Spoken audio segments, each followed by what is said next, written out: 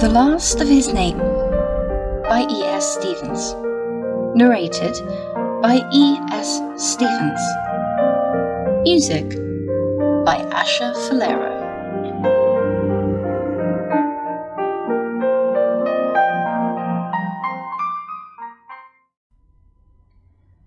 The battle could be heard through the window, though it was miles to the front line.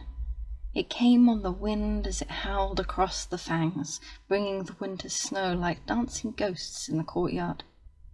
Snow was rare to any of the Drua, but here, with the mountains rising before them, it was not unknown.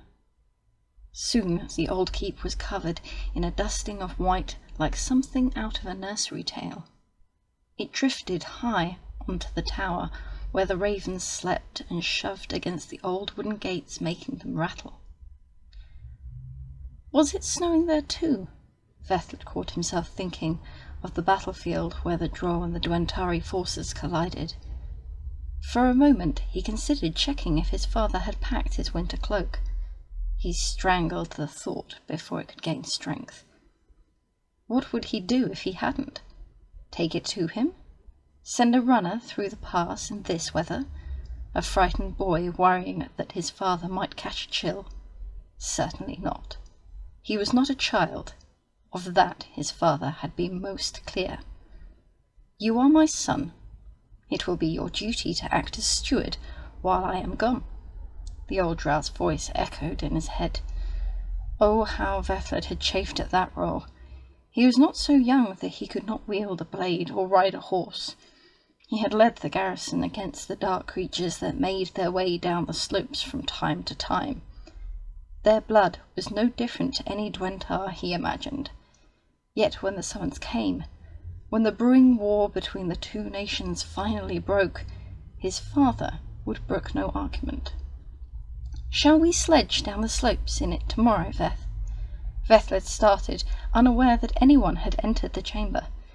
His half-brother, Dovhyrun, stood there, hands behind his back, in a parody of his older brother. Still a boy, Dovhyrun only just reached Vethled's shoulder, and idolized his sibling, much to Vethled's irritation. No, Dovhyrun, the foothills are not safe enough. What would your mother say if I brought you back with a Dwentari arrow in your back? Vethled replied, and turned his face back to the window. Dovhyrun sulked and crossed his arms. You used to be more fun.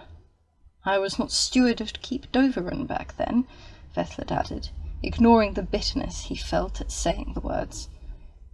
You're not that much older than me, Dovhyrun pushed. Vethled smiled a fraction. It is enough. Dovhyrun sighed and pushed Vethled to get a better view, insisting on using the same window despite the number of others available.